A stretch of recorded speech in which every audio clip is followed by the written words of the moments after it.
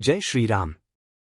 नमस्कार दर्शकों, आज की इस वीडियो में हम बात करेंगे हमारे सनातन धर्म के उस ज्ञान की जो हजारों साल पुराना है। एक बार माता पार्वती जी ने भगवान भोलेनाथ जी से मानव के कल्याण का सरल रास्ता पूछा तो भगवान शंकर जी ने पहली बार यह ज्ञान माता पार्वती जी को सुनाया। यह बहुत ही प्राचीन विज्ञान है जिसका उपयोग करके आज के समय में भी मानव अपना जीवन सुगम बना सकता है। पहले के समय में साधु महात्मा इस विद्या को जानते थे और इसका प्रयोग करते थे, लेकिन धीरे धीरे यह विद्या बहुत कम लोगों को ज्ञात रही। यह एक ऐसी विद्या है जो आज भी मानव जीवन को सुगम बना सकती है। तो आइए जानते हैं इस विद्या के बारे में। जीवन जीने के लिए जो चीज सबसे जरूरी है वह है सांस लेना। जो व्यक्ति सांस लेना बंद कर देता है वह मृत हो जाता है। सांस लेने के लिए हमारी नाक में दो द्वार है, एक दाया और एक बाया। लेकिन क्या आप जानते कि एक समय में कोई भी नाक का एक ही हिस्सा ज्यादा सक्रिय होता है? आप अपनी नाक के आगे हाथ लगाकर यह चीज अनुभव कर सकते हैं। हमारे शरीर में 72,000 नाड़ियां हैं और उन 72,000 नाड़ियों में से 3 प्रमुख नाड़ियां हैं जिनके नाम इड़ा, पिंगला और सुषुम्ना है। इड़ा नाड़ी चंद्रमा यानी शीतलता का प्रतीक है और पिंगला नाड़ी सूर्य का प्रतीक है। यदि हमारा जो सांस है वो ज्यादातर बाई नाक से बाहर आ रहा है तो इसका मतलब ये हुआ कि हमारी नाड़ी एक्टिव है यानी चंद्र स्वर चल रहा है। ठीक इसी प्रकार यदि ज्यादातर सांस यदि दाई नाक से बाहर आ रहा है तो हमारा सूर्य स्वर एक्टिव है। यदि दोनों नासिका छिद्रों से समान मात्रा में सांस बाहर आ रहा है तो सुषुम्ना नाड़ी एक्टिवेट है। एक स्वस्थ व्यक्ति में ये स्वर बदलते रहते हैं। जब एक स्वर से दूसरा स्वर बदलता है तो कुछ समय के लिए सुषुम्ना नाड़ी चलती है। यह बहुत ही कम समय के लिए होता है। हर स्वर का अपना अलग महत्व है। अब बात करेंगे हर एक स्वर के महत्व पर। उससे पहले आप एक बार अपना स्वर चेक करो कि अभी आपका कौन सा स्वर एक्टिव है और मुझे कमेंट बॉक्स में बताओ। चलिए पहले बात करते हैं सूर्य स्वर की। सूर्य यानी गर्मी। जिस कार्य में ज्यादा एनर्जी की आवश्यकता हो वो सब कार्य तब करने चाहिए जब आपका सूर्य स्वर एक्टिव हो, यानी जब ज्यादातर सांस दाएं नाक से बाहर आ रहा हो। खाना भी इसी स्वर के एक्टिव होने पर खाना चाहिए। इससे खाने का पाचन बड़ी आसानी से हो जाएगा। जब सूर्य नाड़ी चलती है तब जठराग्नि तेज होती है। खेलकूद, भाग दौड़ के काम भी तभी करने चाहिए जब सूर्य नाड़ी एक्टिव हो। यदि सर्दी का मौसम है और सूर्य नाड़ी एक्टिव है तो शरीर को सर्दी का एहसास कम होगा। कोई लेक्चर देना हो तब सूर्य स्वर होना चाहिए। अब बात करते हैं चंद्र नाड़ी की। जब बाई नाक ज्यादा एक्टिव हो तब चंद्र नाड़ी एक्टिवेट होती है, यानी ज्यादातर सांस बाई नाक से बाहर आ रहा हो। जब चंद्र नाड़ी एक्टिवेट होती है तब वो कार्य करने चाहिए जिसमें शांत मन की आवश्यकता होती है, जैसे पढ़ाई करना, ध्यान करना। जब शरीर काम करने के बाद थक जाए और शरीर को आराम देना हो तब चंद्र स्वर होना चाहिए।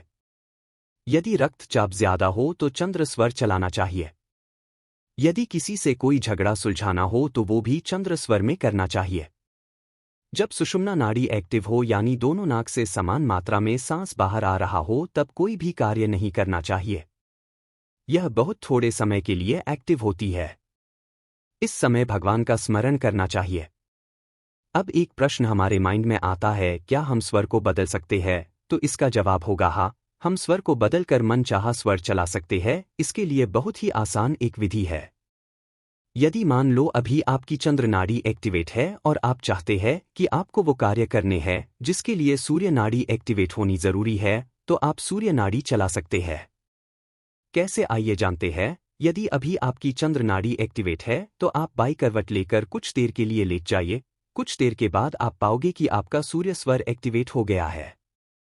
स्वर बदलने के लिए कितनी देर लेटना है यह हर व्यक्ति के लिए अलग अलग समय हो सकता है। दोस्तों, स्वर विज्ञान एक बहुत ही शक्तिशाली विज्ञान है जिसका उपयोग करके हम अपने जीवन को सुगम बना सकते हैं। स्वर विज्ञान से ऐसे ऐसे कार्य संभव है जो हम सोच भी नहीं सकते हैं। स्वर की अवस्थाएं। स्वर की 2 अवस्थाएं होती है जो इस प्रकार है। प्रथम अवस्था है सगुण अवस्था, यानी जब सांस को अंदर लेते हैं और रोक कर रखते हैं उसे सगुण अवस्था कहते हैं। इसके विपरीत जब सांस को बाहर की तरफ छोड़ते हो उस समय की अवस्था को निर्गुण अवस्था कहते हैं। सगुण अवस्था का प्रयोग आप अपने घर में भी कर सकते हैं। इसके लिए 2 दीपक लीजिए और दोनों में समान मात्रा में घी डालिए। एक दीपक निर्गुण अवस्था में जलाइए और दूसरा दीपक सगुण अवस्था में जलाइए। जो दीपक निर्गुण अवस्था में जलाया है वह दीपक कम देर तक जलेगा और जो दीपक सगुण अवस्था में जलाया है वह दीपक ज्यादा देर तक जलेगा।